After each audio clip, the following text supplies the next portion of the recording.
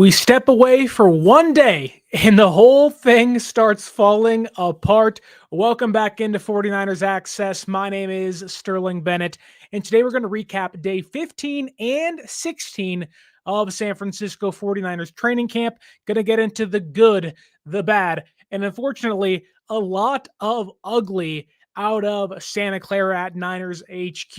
A lot of bad things happening, injuries, suspensions. The wide receiver room is in shambles, but despite all those negative things, we do have some good things. And let's kick things off with the roster moves San Francisco made. But first, don't forget to like, share, and subscribe to the show. And if you can, leave us a 5-star review on the audio podcasting platforms. It is the freest, easiest, and most simplest way to help the show out and help us gain some more traction and hopefully bring more eyes and ears to the show and hopefully grow the community around us.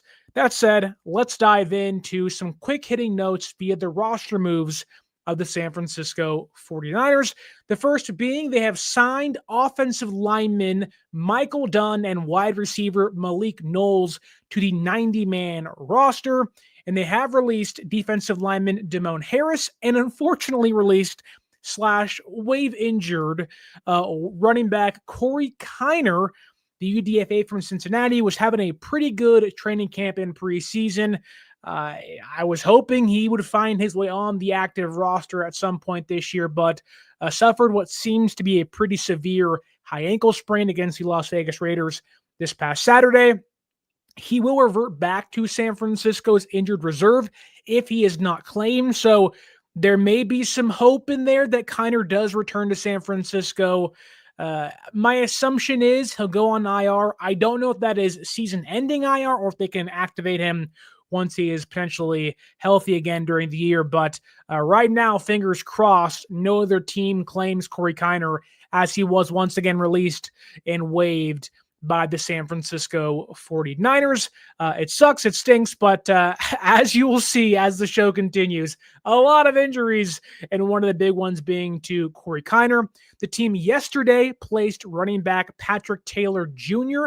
on season-ending injured reserve due to a fractured shoulder, so San Francisco loses two key depth running backs behind Christian McCaffrey, Isaac Guerendo, and Jordan James, and it makes it pretty clear now that Jeff Wilson Jr. will find his way onto the active roster at the beginning of the season. At one time, he was RB7 or 8, and now it looks like he's RB4 in a flash, which, funny enough, I believe he was RB4 in 2019, so kind of a full circle moment for Jeff Wilson Jr. now back with the San Francisco 49ers. I want to say what's up to Papa J in the YouTube comments. What's up, Papa J? We're back. Day 15, day 16 recap. Hope you're locked in because we have a ton of news to get to that happened the last couple of days. And one of the bigger news pieces that came out this morning was via Diana Rossini of The Athletic, because with all the bad things happening in San Francisco's wide receiver room, so many guys injured, so many guys that are either working their way back from injuries or re-injured again, or maybe suspended. The Niners are one of a few teams currently searching to improve or upgrade the wide receiver room in the NFL.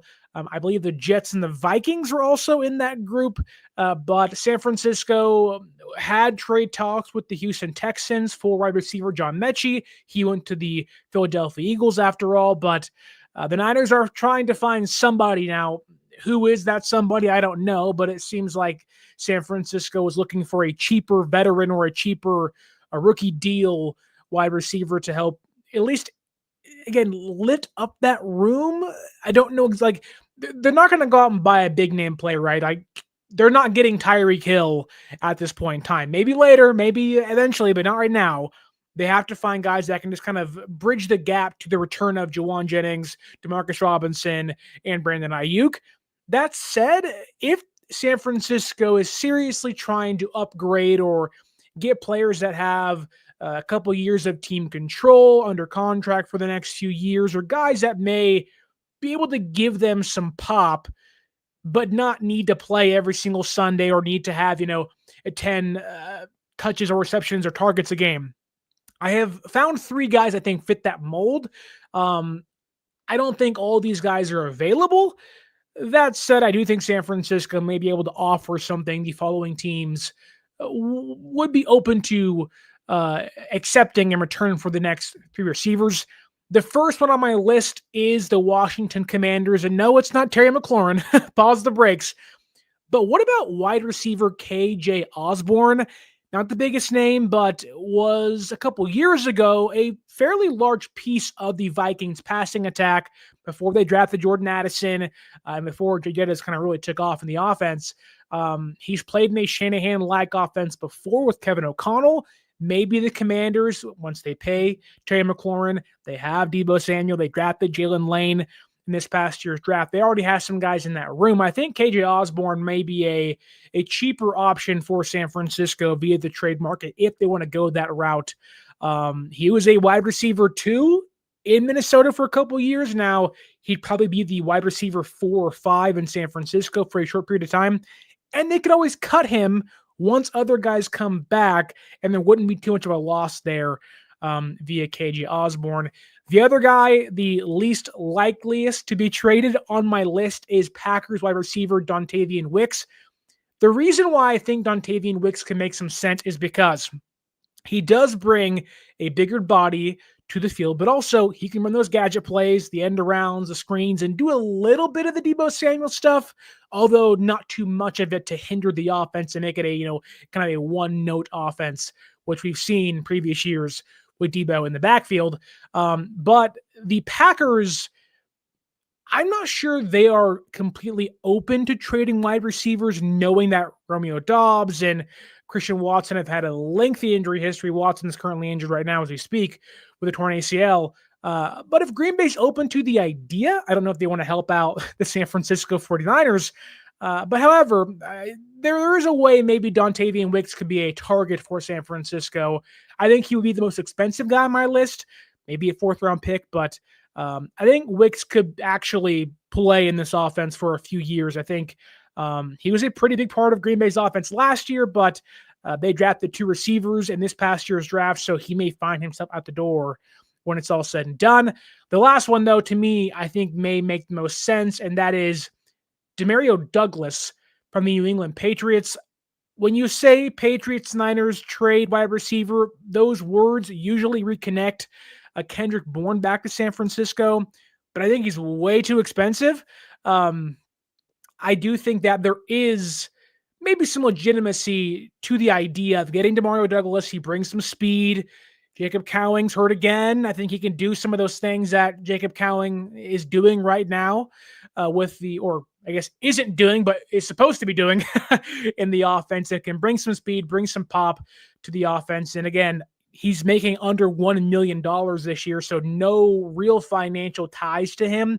And I think the Patriots, with a new regime in place, once again, new head coach, I think there may be a way you can pry Douglas away from the Patriots and hopefully plug him into your offense, especially if Cowing misses weeks at a time. And to be honest with you, for all the good things Cowing is supposed to be doing, he's done nothing. He's hurt again. So I don't think, Jacob Cowing, you have him there. Like, that shouldn't block any of these acquisitions unless you're cutting somebody, which right now it seems like San Francisco may trot out there Ricky Pearsall, Robbie Chosen Anderson, Russell Gage, and you're hoping and praying maybe Juwan Jennings is healthy for week 1. So those are 3 guys I think could make some sense for San Francisco on the trade market. And if they are serious about making a deal and the issues at the wide receiver position continue to linger, keep an eye on those 3 guys as potential targets for San Francisco.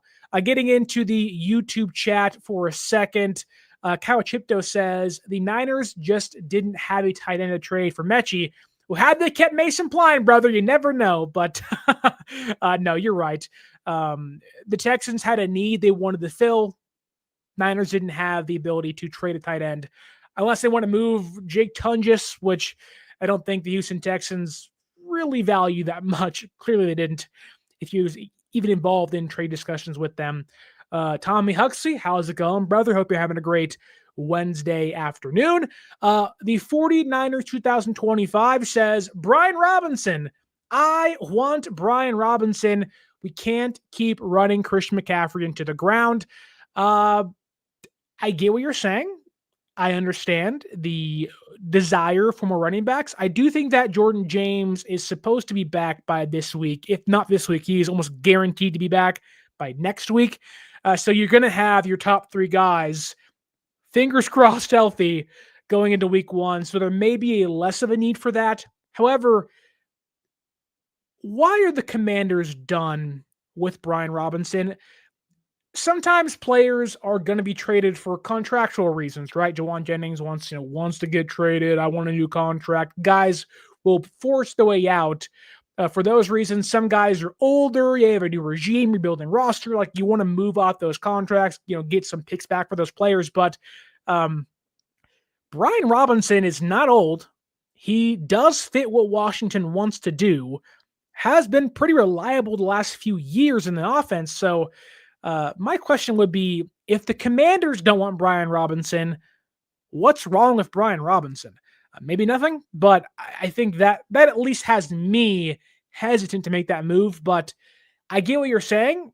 And with so many receivers out, it may be worth to have Christian McCaffrey operate more as a wide receiver the first few weeks of the NFL season, which, again, hopefully Guerendo and James and Jeff Wilson Jr. can be healthy to hopefully alleviate him in the backfield. He also says here, I prefer Romeo Doubs over Dontayvion Wicks. Yeah, I get that, but Doubs has a concussion issue, which funny enough, I'd rather have a high ankle issue than a concussion issue.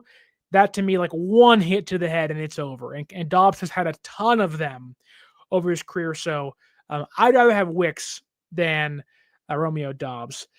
Let's keep looking here. Fish and Chips, where you been, brother? Happy you're back. He says, another tall receiver, find him. Brock needs them. Well, I would push back on that simply by saying you have Jawan Jennings, hurt, contract. We'll see if he's out there week 1. DeMarcus Robinson, he's suspended, or at least going to be, for 3 games, according to Kyle Shanahan. Now, Robinson will appeal that and hope it gets reduced by 1 to 2 games. But right now, San Francisco is not really on track to have Robinson or counting out there, leading to what you're getting at is having another big receiver. But the Niners, to me, have Isaiah Hodgins, Tariq Owens, which, again, those guys aren't uber reliable, but they are bigger body receivers. And I think if you want a big receiver, Dontayvion Wicks or Romeo Doubs could fit the molds for you. I just don't know, again, how much the Niners want to spend after already spending big money on Brandon Ayuk in previous years. Bobo says here in the YouTube chat, sounds like we won't be winning the Super Bowl again this year. If that was your expectation, which it wasn't mine, but you never know. A lot can happen in the next 20 plus weeks or so. So stay tuned and just be patient. You never know what can happen in the NFL. Let's continue back into my notes from training camp day 15 and 16. And let's get to the attendance, because we did have some guys return to the football field the last couple of days. Edge rusher Samuel Kawanu came back. Isaac Guerendo came back and has looked pretty good in the last 2 days. Renardo Green came back at your outside corner. Jordan Elliott returned. Jason Pinnock also returned. Then Nick Bosa, although he didn't do team drills today, also returned to practice. So reinforcements are on their way. They're stuck in the mud trying to get back. That's how I'll word that, I guess. But there are some guys coming back and some key guys, I might add. However, the list of guys absent is still a medieval scroll length, because you have Jordan Watkins still out. Malik Turner, who they just signed a couple days ago as a wide receiver, didn't practice today. Upton Stout still out. Trey Brown, CJ West, Kevin Givens, Fabian Monroe, Richie Grant, Robert Beal Jr., Dominic Pooney. Again, Yetur Gross-Matos was also out. It doesn't seem like he'll be back by week 1.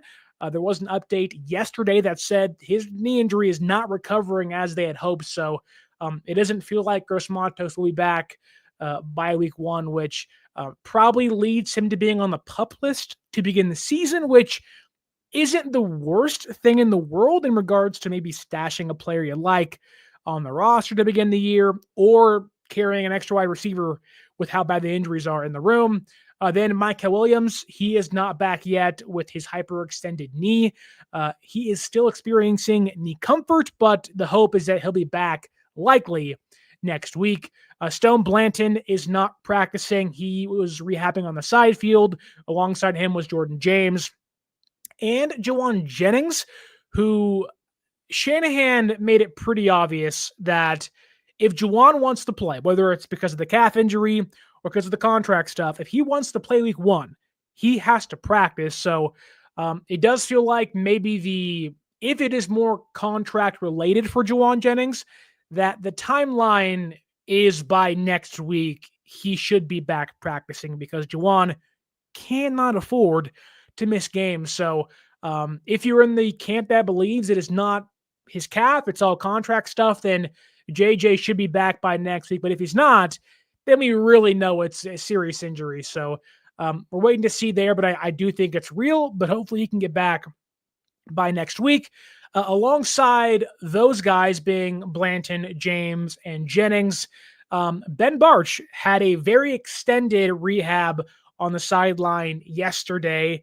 And today he also had a big brace on his arm. So it does seem like that either that injury to his arm, elbow, maybe he's going to try to play through it, or the brace is more of to hopefully help him get back to full health and not wear the brace when he is returned.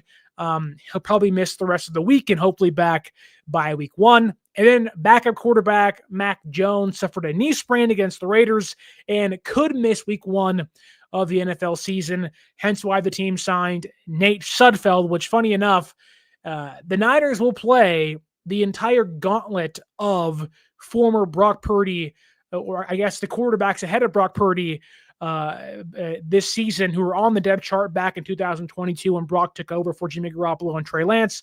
Obviously, Jimmy G's with the Rams now, may start as soon as week 1 for them, with Stafford being injured. They just re-signed Nate Sudfeld, who was the 3rd quarterback in the depth chart when Purdy was the 4th quarterback in 2022. Now Sudfeld's backing up Brock Purdy on San Francisco, and they play Trey Lance this Saturday in the preseason finale. So a lot of guys back, a lot of guys also absent. It just sucks to have to start every show with all those guys being out, or maybe a handful of guys back, but it's not fun. It's not fun for Niner fans in general to have to constantly say, we can go to the Super Bowl if we can maybe go to the playoffs if these 9 guys get healthy. It really sucks. And even guys that are back now, Isaac Guerendo, often injured. There are so many guys that just they're relying on this year that have never proven to be healthy. And that's a risk sometimes you have to take, but you're hoping that they can pull through, but they haven't just yet. So hopefully as week 1 comes around and things gear up for the actual season opener against the Seahawks, against Seattle in Seattle, that they can kind of, fine tune themselves and get back to full health. But it does feel like that'll be the case. However, there are some key big players that are not going to be out there. Mainly, it seems like DeMarcus Robinson, who I like DeMarcus Robinson, not a lot, but enough to be like, yeah, wide receiver 3, not really 2, but like wide receiver 3 and 4 makes a lot of sense for him, which it's great to have him out there with Kittle and Pearsall and hopefully Jennings and eventually Ayuk. Like, you can see the offense come, the grandiose picture they're trying to create, but Robinson going to get suspended, or I guess already is, according to Kyle Shanahan, and going to miss week 1 of the NFL season, and 2 and 3. So he'll miss 2 key, at least if things hold, 2 key NFC West battles against the Seahawks week 1, then the Saints week 2, then the Cardinals week 3. So, and then if Jauan Jennings isn't healthy, you're going to miss, you're probably not going to have 3 of your top 4 wide receivers to begin the year. So again, it may be a good idea for San Francisco to kind of be more aggressive getting a trade done or signing somebody at the position. But let's get into some of my noteworthy things from training camp the last 2 days, because again, There's a lot. Stick with me here. I'm going to try to get through this as smoothly and quick as possible and give you everything I know from the last 2 days of training camp. If you guys are wondering, not sure if you are, who's doing kick returns this year? It seems like they have narrowed down their 4-man group to Isaac Guerendo, who did some last year, Junior Burgeon, who was drafted to be that for them in this year's draft class, veteran cornerback Dallas Flowers, who has been the number 2 guy in preseason and training camp throughout this year. And then, if he's healthy, Jacob Cowing, who re-injured his hamstring yesterday, has also been getting kick return reps yesterday. They didn't practice today. So those 4 guys are kind of in the running for the kick return job. I'm assuming Junior Burgeon has locked down punt returns. He's the only guy doing them in preseason and leading that room in practice. So Burgeon has, I guess, without really having any camp battle, has won that job by default. The offensive line, though, which I have really, really hated, really hated this year. It's not in shambles like the wide receiver room is, but a lot of concerns are there. We've talked about them the entire training camp and preseason period, so I won't get too far into it, but I'll get into what the rotation has been the last couple of days without Dominic Puni and Ben Barch. We have seen Connor Colby, 7th-round pick, who has already been taking first-team reps in the absence of Ben Barch. He's getting more reps without Dominic Puni out there. In fact, Colby has slid over to left guard, or is at least holding down left guard with Ben Barch out, whereas Nick Zakelj has been taking over at right guard for the team. So you may have a 7th-round pick and a former day 3 pick in Nick Zakelj, 2 backups as your starting guards to begin the year, which Barch and Puni are not promised to be back by week 1, which is terrifying in itself. You don't mind losing Ben Barch, but losing Puni certainly stinks, which Zakelj has, like he's always been. He's an old drum because he's beaten all the time. He just, whether it's Evan Anderson, whether it's Jordan Elliott, who was back yesterday, he doesn't have an anchor. Guys get by him consistently, which it felt like Zakelj was showing some things early in training camp and early in preseason, but that's not been the case for him the last couple of days, the last couple of weeks. He's really taken a step back in his progression. So if he's out there week 1, cross your fingers. But he's not been great, but he is getting all the right guard first-team reps without Dominic Puni out there as part of the starting 5. Whereas Connor Colby, unlike Nick Zakelj, has actually been really impressive with his anchor. He's held up relatively well. He's not somebody that wins in 1v1s, which San Francisco did today for the first time since, I think, joint practices against the Raiders. And they haven't done them in a while by themselves because too many guys are hurt. That said, Colby has been very impressive thus far with the first-team offense, playing left guard, and at times playing right guard. I actually do have confidence if Colby's out there week 1. Seattle's defense is supposed to be better and scary, and all the words you want to toss at them have improved and whatnot.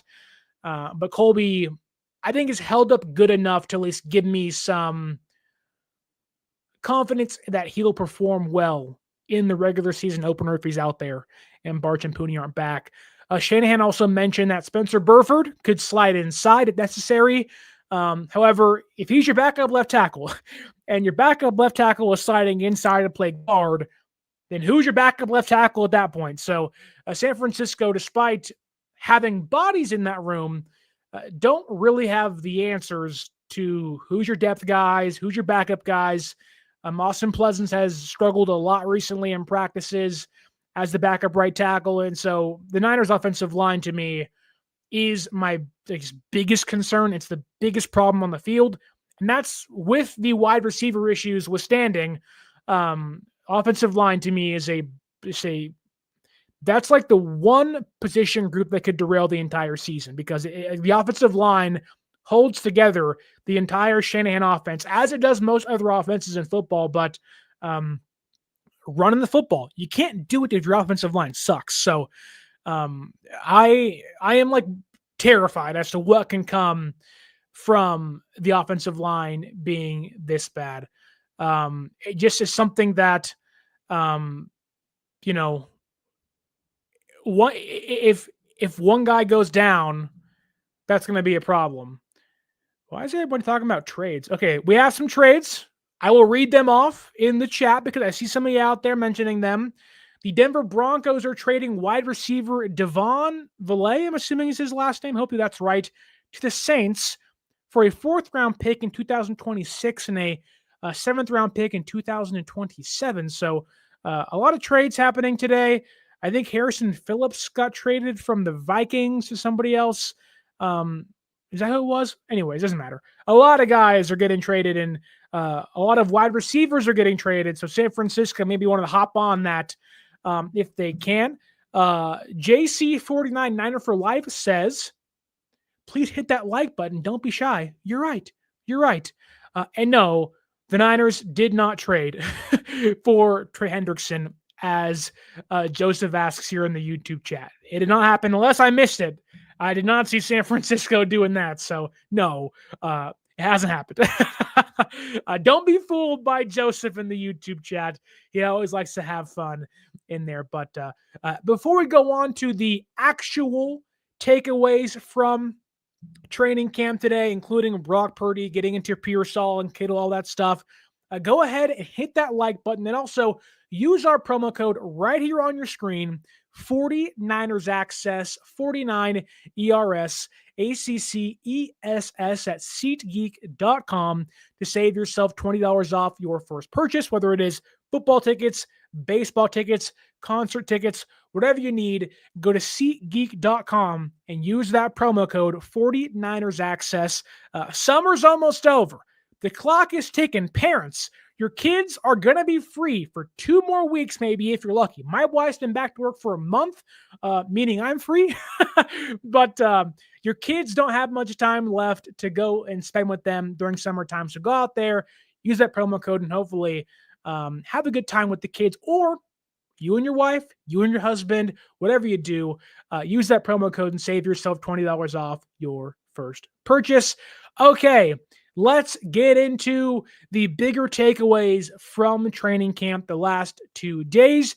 And let's start things off with the quarterback, as we always do here on the show, Brock Purdy. Now, again, Brock's a starter, blah, blah, blah. Like, we already know that stuff. However, today there were a couple of close calls for Brock Purdy. He threw 1 interception today. It was deflected and landed in D. Winters' hands, so good on D. Winters being there, getting an INT. And Brock was also late going across the middle to George Kittle, in which Fred Warner almost picked him off. So there was some plays you said, hey, clean that up. But overall, Brock threw 3 touchdowns today, 1 to Ricky Pearsall, 1 to Tariq Owens.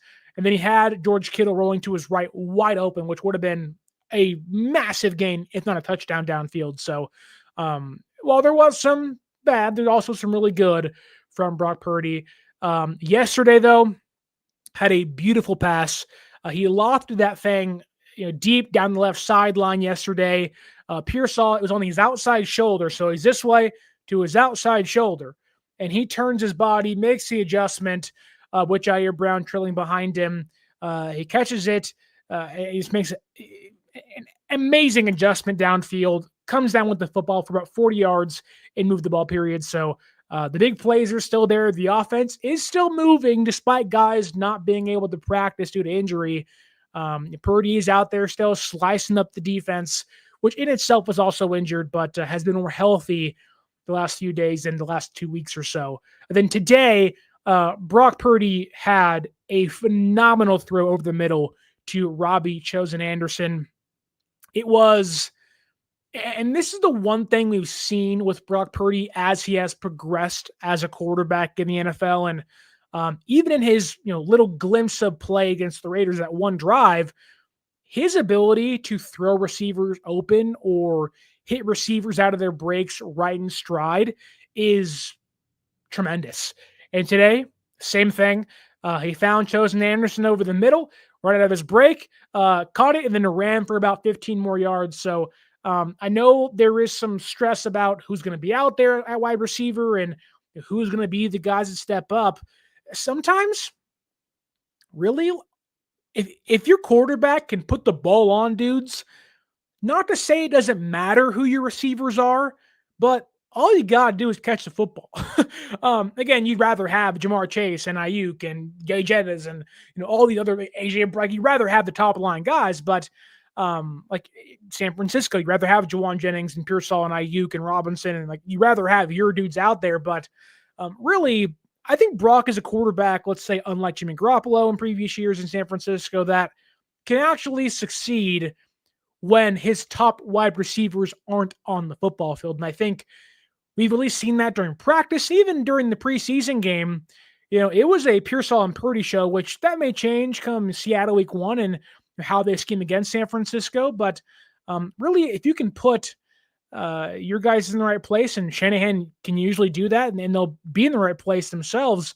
Well, I don't think, while yes, the receiver issues are true and they are a somewhat of a concern, I do think this team is more equipped to overcome them than, say, previous iterations of the roster, like Jimmy Garoppolo playing quarterback, where it was like, if there's no Debo, good luck kind of thing, right? And so I do think that San Francisco may be able to survive at least, 2-3 weeks without some guys being out there, but obviously still you want your top dogs out there. But Purdy still being able to slice and dice their own defense on a continual basis this training camp has been a pleasure to watch and read from.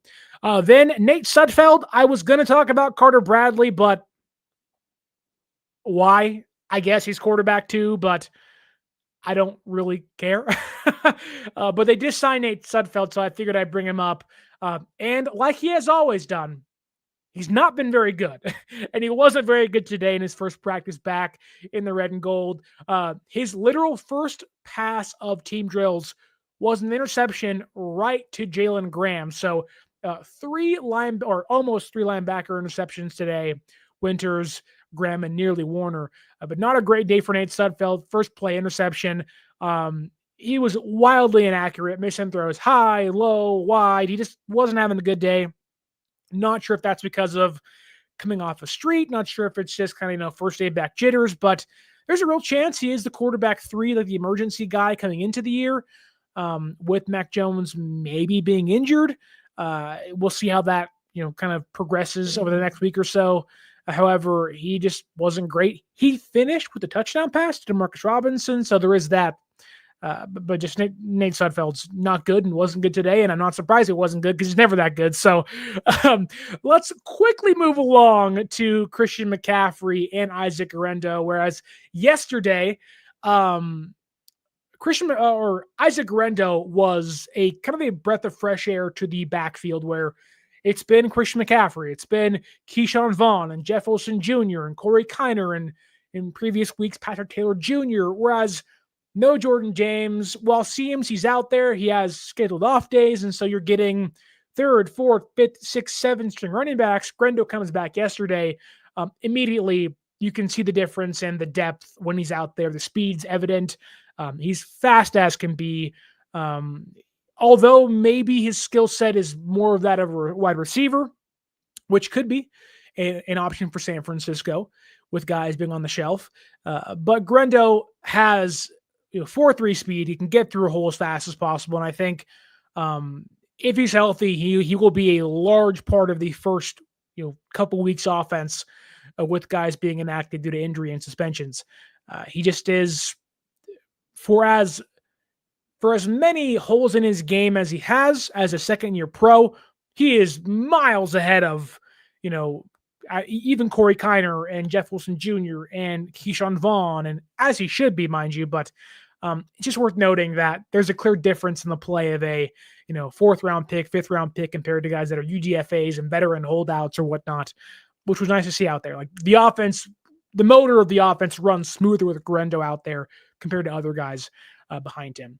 But then Christian McCaffrey today had arguably his most active practice of training camp and preseason. Obviously hasn't played in preseason Probably not going to play in preseason. I know I would not play him. Brock Purdy's not going to play. At least that's what Kyle Shanahan said today in the preseason finale. So you're going to get 4 quarters of Carter Bradley and Nate Sudfeld this Saturday against Trey Lance and the Chargers, which will be not fun to watch, but we'll be tuned in. That said, Christian McCaffrey was awesome today. It certainly helps to have Trent Williams and Kyle Juszczyk to run behind on a consistent basis towards your left, and that was where a lot of his big plays came from, to the left, which is not a surprise.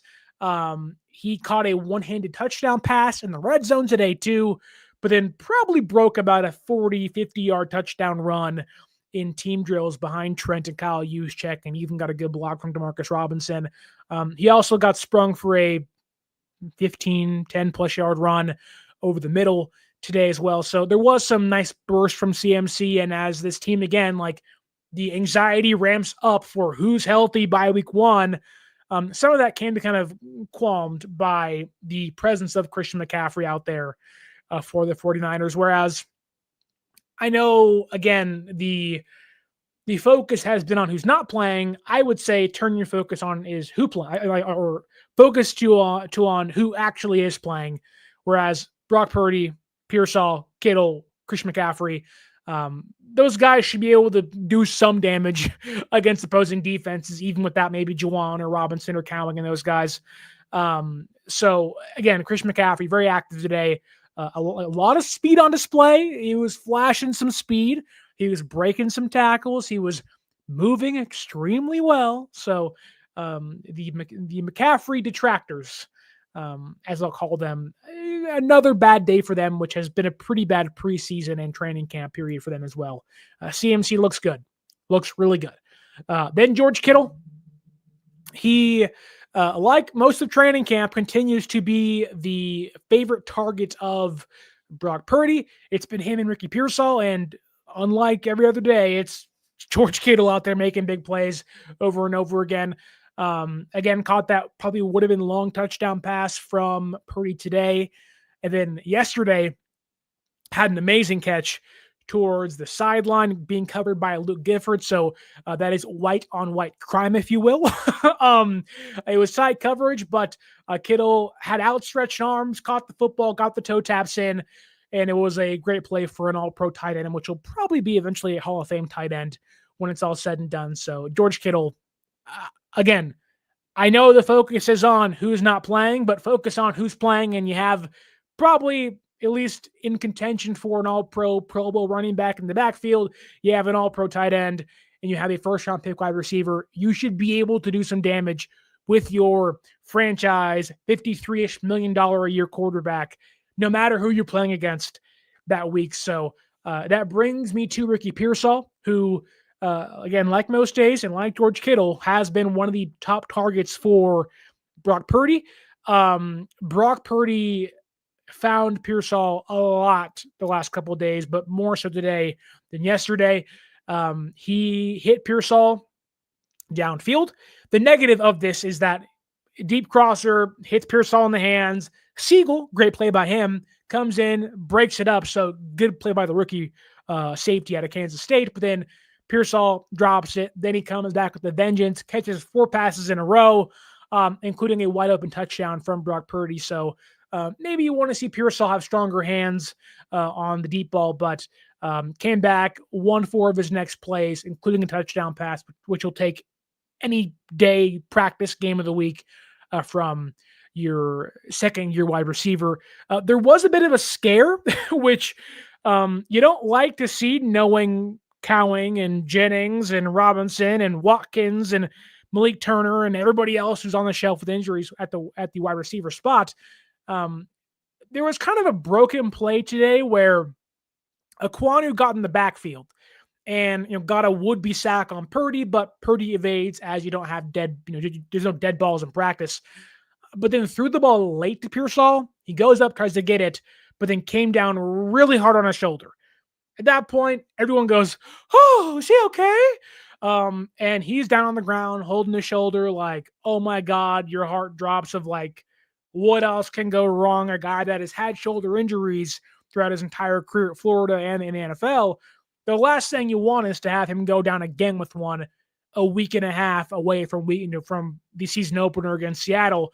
But he gets up, medical staff checks him out, comes back, and catches the aforementioned touchdown pass. So it seemed to be like a lot of their injuries, mainly Michael Williams and CJ West, another near miss of a big one. They continue to miss the big one, and that happened today again for Ricky Pearsall. Just, man, like every time, like honestly, like I know we joke and like, put him in bubble wrap. Sometimes, yeah, you want to put these dudes in bubble wrap because every day it's something else. And the last thing you can afford to do is lose Pearsall, Kittle, McCaffrey, Purdy. Knock on wood, those things don't happen. But it's almost like, hey, Kyle, they're good. They're not going to get better from today to week 1 of the NFL season. There's no reason to even go out there early on Saturday and play unless you're, Evan Anderson and Carter Bradley. Let's 2 on 11. Just let them go at it because you don't want to have your guys get hurt. But let's get to the defense of the day, because Sebastian Valdez continues to impress, and I think he has an inside track into winning a job. The defensive line is loaded, but I do think Valdez may be one of the benefactors of Yetur Gross-Matos not being healthy to begin the year. Maybe you're in the camp that believes Valdez should make the roster outright, and I wouldn't push back on you there. Had a really good training camp in preseason as a UDFA, but I think he's one of the guys that can benefit from YGM not being healthy to begin the year. He had a pressure yesterday on Carter Bradley, and then later had a nice run stop to kind of stymie a run up the middle. So some good stuff from Sebastian the Hulk Valdez, I may say, on the last couple of days. Alfred Collins also, despite some of the issues he's had and the slow start he's had, he had a much better practice today than previous weeks. He beat Nick Bosa 1v1, which probably shouldn't be too impressive, but it's how he beat him that matters. Yes, there was power, but he also finally disengaged and was able to push through and get around him. And it's like the heavens opened up, and it was like Alfred Collins disengaged from a block. Thank God. He also, I wouldn't say beat, but he pushed back Jake Brendel pretty well in 1v1s too. So there was some slight improvement from Alfred Collins, and he got some praise from Robert Saleh today discussing his run defense. So a uptick in performance and praise for the second-round pick of the 49ers. Then Evan Anderson back from injury the last couple of days in preseason game and has looked pretty good out there at practice. Got a would-be sack or pressure after beating Jake Brendel yesterday. And then today probably had his best day of training camp. Beat Nick Bosa a couple times, just made him look like a backup, which he is. And then he also beat the newly signed Michael Dunn. So Evan Anderson feasting on some backups, but an important thing to do for a team that going to have a lot of guys that are unproven need to step up this year. Moving to the secondary, which has a ton of takeaways and some praise from me, because Renardo Green came back yesterday and got a PBU on a pass targeting Jacob Cowing from Brock Purdy. And Green, who's kind of being eased back into the fray of things as an outside cornerback, he's looking good. He's looking good. I think while, yes, you want him to be healthy by week 1 and they're trying to take things slow with him, the fourth play of practice, boom, PBU, lockdown. Yep, that's second-round pick right there. That's why he's out there. That's why he's your guy. And that's why he'll be playing opposite Lenore and probably Upton Stout to begin the year. Then Jacob Robinson, he continues to get first-team reps as they rotate cornerbacks, with Green being eased back into the fold. He had a nice PBU, I believe it was yesterday, from Brock Purdy to Ricky Pearsall. So Robinson, who is a guy that probably didn't expect to get first-team reps in his first training camp as a UDFA, but has quickly ascended the depth chart for me. where I do see him maybe pushing Trey Brown for a spot. I think he's kind of on the fringe of making the roster. I'd love to have him here. I can see them wanting to retain him over Trey Brown, but I think preseason week 3, if it already isn't decided, will be a big one for him. But I'm happy to report that another couple of good days from him out there at the practice field in Santa Clara. Then Jair Brown. We have talked a lot about Jair Brown. He has not been good in training camp. He has not been good in the preseason. And while there still are struggles, there's been some issues.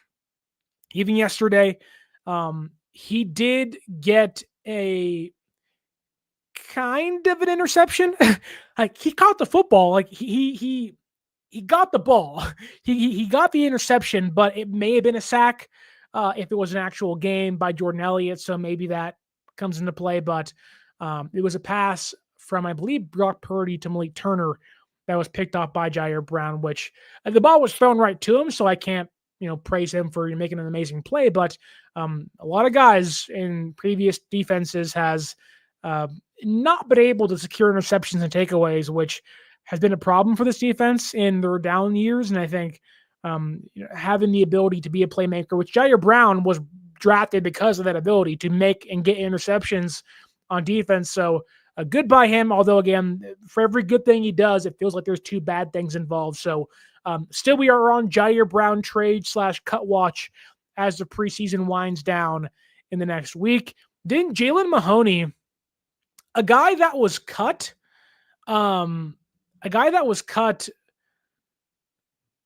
2 weeks ago, but then brought back. He got what eventually became, I guess, the game-winning interception against the Raiders. Got the pick, offense moves the football downfield, gets the game-winning field goal. And he's a guy I've liked a lot. He got reps last year on special teams. He's a guy I was surprised they cut initially, but wasn't surprised they brought back. He has been not great, but the last 2 practices, Saleh has been ramping up the aggression with him and actually utilizing him as a blitzer a lot. And I think it's a role that, kind of like we've seen with Chase Lucas, might benefit him a lot. We've seen him yesterday, got a perfectly timed blitz, unblocked, a free shot at the quarterback. Obviously, in practice, you can't take those, but he would have lit up a quarterback yesterday. And then today, he blitzed again untouched, and got a PBU on a pass from Carter Bradley. So maybe a underrated aspect of Jalen Mahoney's practice or skill set being kind of brought out the last 2 days or so from Saleh, which is good to see. You want to see young guys step up and make plays when either other guys are hurt. And again, if San Francisco is talking about, cutting, Jair Brown or whatnot, and maybe it's Siren Neal or Jalen Mahoney who takes the spot, it's good to see Jalen Mahoney be out there, making plays and being utilized in a way that maybe could complement Saleh's defense more so than, or more than how poorly Jair Brown has played. So worth highlighting. And I think Mahoney probably has an inside track to the practice squad, but this team has a lot of tough decisions to make when it comes down to roster cut down day. So just keep Jalen Mahoney in the back of your mind. That brings us to Jake Moody, everyone's favorite kicker, because he was 5 for 5 yesterday after having a 5 for 6 day against the Las Vegas Raiders, hitting a game-tying and game-winning kick. He hit from 33, 37, 40, 43, and 50 yards at practice yesterday. Didn't do those today, but a good sign that Jake is starting to maybe put together some consistency out there on special teams. Let's see if we have any comments here in the YouTube chat from others, because really, what else can you say about Jake Moody? It's always a wait and see. It's always a hold your breath, because you just never know. Bobo here asks a question. So DeMarcus Robinson suspensions for that DUI, not for steroids or something else. Yes, that is correct. DeMarcus Robinson suspension is a result of a DUI from last November. That is why. Not steroids, not PEDs, not something else. It is a DUI from November of last year. The NFL finally getting around to it. He is probably going to appeal it, and he's hoping to reduce it by 1, 2 games or no games. We shall see what the NFL decides, which I'm sure they'll uphold it, but sometimes it's just more of a semantics thing of like, I'm going to appeal, and they go, we don't want to deal with it. Here's 2 games instead. So that's Robinson trying to preserve and maybe get back 1 game sooner if he's lucky. But yes, Bobo, it is a DUI, nothing more, nothing less, which don't do that. Don't get DUIs. Don't drink and drive. It's bad for you. I know we're making it sound like it's small, but like, hey, don't. It's bad. Yeah, so there's my PSA. Don't do DUIs because they're bad. Kyle Chipto says here in the YouTube chat, Alfred Collins is a work in progress. He's a home run swing, while West and Valdez are higher floor players. In a year or two, this DT room could be elite. I would agree that that Collins is more of a higher ceiling, lower floor player, but I'm thinking that San Francisco at least views him as a run defender at the very least of like, hey, if you're not going to grow as a player, just take up space, which I think he can do this year. But that remains to be seen. But yes, to your other point, West has a much higher ceiling, at least in my opinion, but West also has less boom or less bust potential. Whereas Collins could be elite, West, I think, has a higher chance of being a better player, more consistent at least, but a much higher floor to not bust like Collins could. Probably shouldn't use that bust and Collins in the way I used it in that terminology. Might get me in trouble somewhere. But Valdez, same way, higher floor player, probably get more consistency out of them than Collins on a week-by-week basis. He also says Jacob Robinson is sick. I would agree. I'd keep him over Darrell Luter Jr. I think I'd keep everybody over Darrell Luter Jr., to be fair. Darrell Luter Jr. is just not good. He's just bad. So bad. Yeah, I mean, if Darrell Luter Jr. makes this team, I am going to throw a fit.